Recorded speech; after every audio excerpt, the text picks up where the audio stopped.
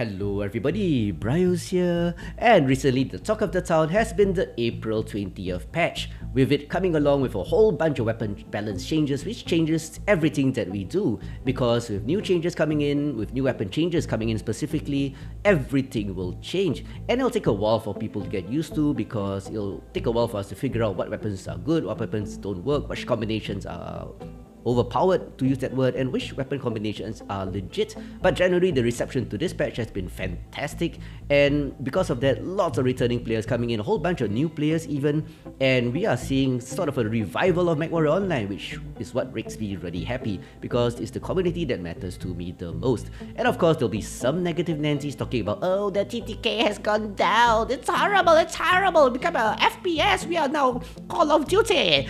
Yeah, well, there are some changes, so with change comes resistance. And talking about changes, if you want to give any feedback regarding this patch, justcallmeASH, who's from the Cauldron, who came up with the proposal, has put up a post on Reddit. Link is in the description below. So by the way, the Cauldron have been watching live streams, looking around, playing games to get feedback from the community and see how things are going. So it's not a drop and run kind of patch like, like some patches we know. So the Cauldron are evaluating the state of the game, and if there are any changes you feel need to be done, you could put it in Reddit and we will send it over to PGI. And there are some issues. I personally feel that things like the AC20 and 3 snub nodes is getting really powerful, and even the micro pulse laser piranha, 14 micro pulse lasers is, yeah, it's kind of scary. But give them some feedback and we will take a look at it. But for the purpose of this video, we will look at one weapon system that changes and how it has affected me in game. And that weapon is my favorite weapon system of all, the MRM. So medium range missiles, or MRMs as we know it, actually saw some change in the April patch. And if you look through the wall of text in the April patch, you'll find this particular paragraph. And to put things in context, let me explain what is the situation with MRMs. So pre-patch, the MRM10 was pretty darn pathetic. Yes, it's lighter per missile per ton, so people do pack it, but its biggest drawback to people like me, you've never seen me pack MRM10s, right? Is because of the long volley length. So the time taken to fire those 10 missiles is similar to the time taken to fire the 40 missiles from an MRM40. The implications of this is that the damage is a bit more spread as you move, and there is more time for the enemy to return fire. So bolting MRM10s, well, it's gonna be risky, and the changes sought to address this. To put things into numbers, if you look into this, the MRM10 basically fires every missile 77% faster in the new April patch. So it feels like you're firing a long-range SRM6. It just goes poof, and all the missiles are out. Really nice and fast. And it scales upwards in terms of time. The MRM20 takes about 0.256 seconds to fire the 20 missiles, that's about 51% faster, while the MRM30 is about 26% faster, firing all those 30 missiles in about 0.384 seconds, while the MRM40 is the baseline, it remains the same at about 0.5 seconds. So the smaller the rack you have, the better it is to fire it, because there's less face time with the enemy, simply put. And this gives the light mechs an incentive to use it, because it used to kill light mechs, people don't realize it. The light mechs will pack MRM10s, like the Oxide, if you packed 3 MRM10s previously, half a second face time basically will get you kind of killed or you lose lots of armor. But right now, the triple MRM10 Oxide is pretty darn sweet, by the way, and it does affect gameplay quite a bit, and you'll see that in the matches which I will attach to the end of this video. And if you don't understand the numbers here, let's look at it visually. So let's look at these numbers visually, as you can see here, with the red bars representing the pre-patch volley length and the yellow bars representing the post-patch volley length. And as you can see, the pre-patch, as also as I mentioned earlier, the pre-patch volley length is the same for the 10s all the way to the MRM40, and well, that resulted in lots of face time if you're gonna pack an MRM10. However, post-patch, the MRM10 has a much shorter volley length, as I also mentioned earlier, and the implications of these changes is that it gives an incentive for light mechs to pack MRM10s, because light mechs packing MRM10s previously took forever to fire those 10 missiles per rack, and the enemy by then would have done a lot of return fire, costing you either a lot of armor or costing you to die. So light mech die, yes, that is a problem previously. But with the post-patch, it gives an incentive for light mechs to pack MRM10s. and that makes light mechs play like light mechs, which is the way it should be, and that's why I like this change. And of course, these changes affects not only light mechs but other builds. So if we take my MRM50 Quarantine, which is my favorite mech as an example, if you use the Grim Max version, which uses a 10 and 40 rec with a 1 ton tonnage savings as a result compared to a 20 and 30, the volley length will be the same pre and post patch because you're constrained by the volley length of the MRM40. So that results in a really long phase time with the enemy and allowing them to return fire, as I said many times. And if you look at the post patch 20 and 30 right here, for builds with this weapon combination actually translate post-patch to a decrease of 26% in terms of phase time. And for fast, mobile, fragile builds like my XL Wolverine, the Quarantine, that's the hero by the way in case you don't know, that should translate to a longer survival time, allowing me to deal more damage before I go down, because it takes longer for builds like this to go down, at least in theory, even though the 26% decrease in phase time actually just translates to a split second. So you'll see this in the gameplay, which I will attach soon. Admittedly, I've only played like 3 matches, so it's a small sample size. I might get crappier games after this, that's only natural. But this will bear further research. So in conclusion guys, do try the MRM Rex. You can actually put small MRM Rex on light mechs and hit and run better. And that's the way it should be. Like I said earlier, light mech doing light mech things. And with that being said, let's get down to the gameplay and I'll show you the matches I had with my MRM50 Quarantine post-patch. It's a sweet ride, I really enjoyed it a lot, and I think I will explore this more. So let's get down to the gameplay. And here we have the very first match I played in the MRM50 Quarantine post-patch. And by the way, the link to the video for this build is in the description below if you want to try it out. And anyway, in this particular match, it's River City Incursion, and unfortunately we had no lights to get the fuel cells. But as usual, you don't really need the fuel cells, you can just ball up and fight, and that's just what we did. Thankfully, the team stuck together and decided to just slug it out with the enemy. We have no lights, so we have to just ball up and fight. And here they come. Good point. The enemy is doing the usual things, crossing the water, Gulf 6 with their assaults. First salvo of missiles, and it's out of range actually, shooting at a Night Star across the water. So gonna wait here, let the friendly Thunderbolt in front of me go over the ramp and spot the enemy. Then I'll support him, keeping him company. With this build, you want to pop out over the front line and Headless Charlie coming in. deal some damage. And right now they are pushing.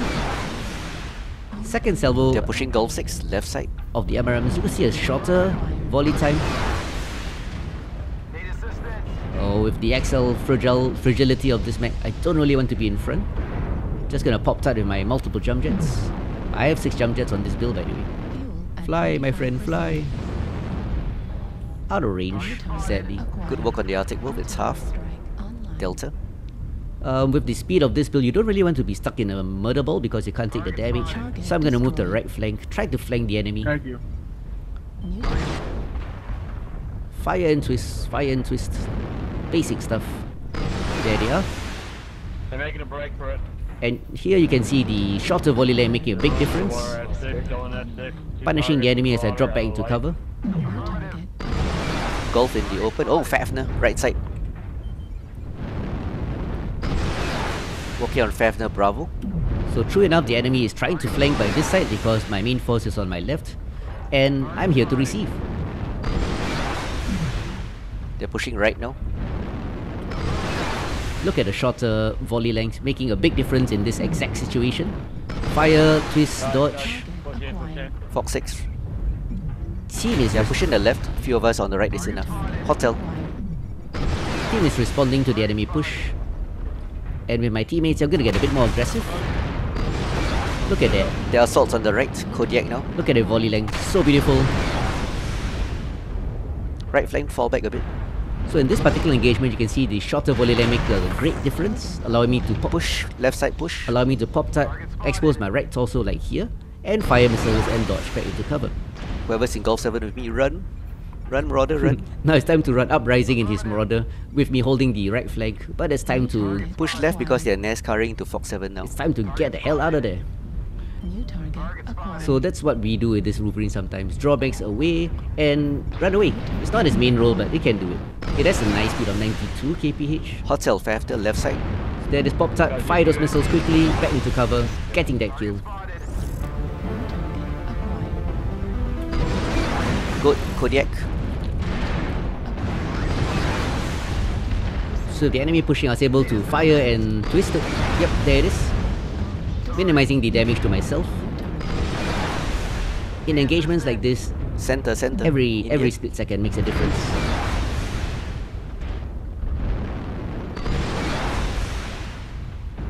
That Mad Dog is going down. Focusing on that Splat Dog. Oh, didn't get the kill. Target destroyed. India goes down. Trying to get this Marauder here. Acquired. Enemy's trying to push me. They really want me. Oh, don't stand behind me, please. Always somebody Kodiak. blocking me. Oh, I didn't get the kill. He should be one shot though. At 20. So like I said, the shorter 26% faster firing of the missiles actually helps a lot. Acquired. You can see it in this match. It's a minor difference, Thank you, team. but it allowed me to survive a bit longer and deal that much damage. Did anybody get the Night Star? Minimal exposure to the enemy. Yeah. Yeah, thanks. Probably a spider. There he is. Target Yeah, acquired. 3 of them left. Yep. So just a matter of hunting them down. Target destroyed. Good comms always works. I saw a Night Star on the other side of the water, so I asked if the team saw it or got it. Somebody did, so I'm not gonna push that side. So engaging this Rifleman Kilo. Left torso is really cool, got to shield it. Okay, but the Rifleman went down. There should be a spider. Yep, fire and twist. Yet again, situations like this, the shorter volley length makes a big difference. At 20. Because if I didn't twist away, I think that Nicely done. that last GG, triple guys. like PPC volley would have Yeah. gotten me. It was. Thank you. Now comes the boring So part. that's it guys, 12-2, it's a stompy victory for my team. My left torso was really badly caught, but I did a lot of damage firing all my missiles and Yeah, good strikes job. were nerfed, so, Yeah, no worries, Uprising. Thanks for the support. even though I did a bit of strike damage, it's not too bad. We held that flag nicely at the Anyway, with all 12 members of the opposition stomped into the ground, all that Yeah, remains yeah, is for us to you know, waltz that- over to the enemy base, touch it for a resounding victory, because the game mode is incursion after all. Anyway, this is a really good match to analyze or review how the shorter volley length affected gameplay. As you can see from my paper doll, I'm really badly caught, especially my left torso, and if not for the shorter volley length allowing me to twist my torso that much earlier, just a split second, I probably would have lost my left torso to that spider. And because of that, I was able to survive and smash the enemy base. And with that, it's a victory. So let's look at the damage output from this Wolverine post-patch. So that's a lot of damage, 1166 points of damage done, 3 kills, 6 KMDDs, all this partially attributed to the shorter volley length allowing me to pop tart, deal that damage and jump back into cover, giving me a nice match score of 7-4-6. So let's move on to the next match.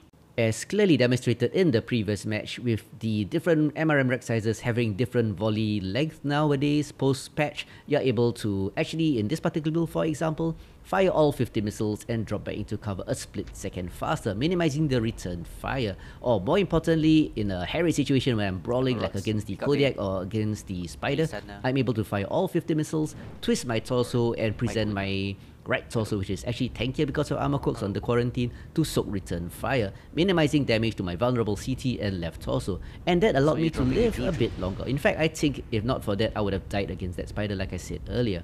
So also in this particular match on Hibernal Rift, you're able to see that with the shorter volley length, the missiles actually are more concentrated, allowing me to deal damage at a longer range. More missiles hitting the target before they walk out of the stream of missiles. Target So pop-tarting over the hill, I spot a Niger at a distance, firing those missiles, getting more missiles to hit because of the shorter volley length. One Niger, Delta 2, one Wolverine, Charlie 3. artillery strike online. So going up the ramp, I don't really want to block my team.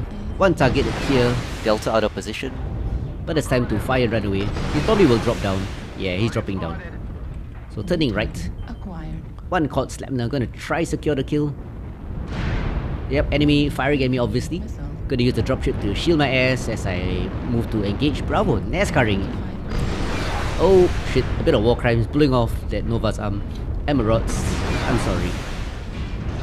So hit and run on this Slapner and a shot to the rear gets the kill. Gojil goes down. 2-0 advantage, but we have NASCAR quite a bit.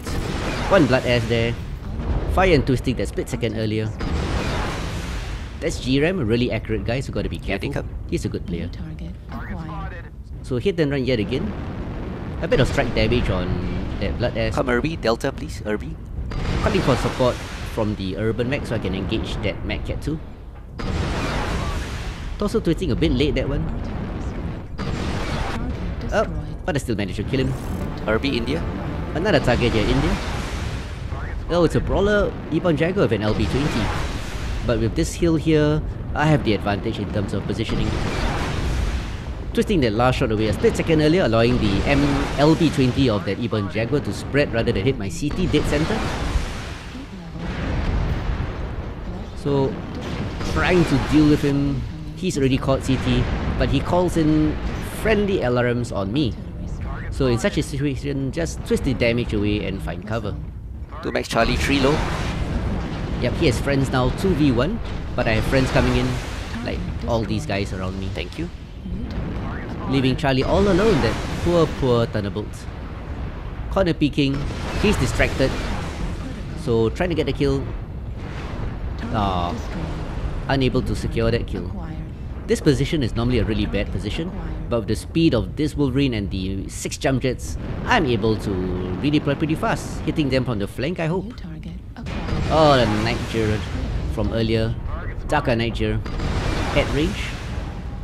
I dropped the strikes on him, so hopefully they'll do a bit of damage. Strikes don't do much damage now, but it's good for flushing them out or disorientating them.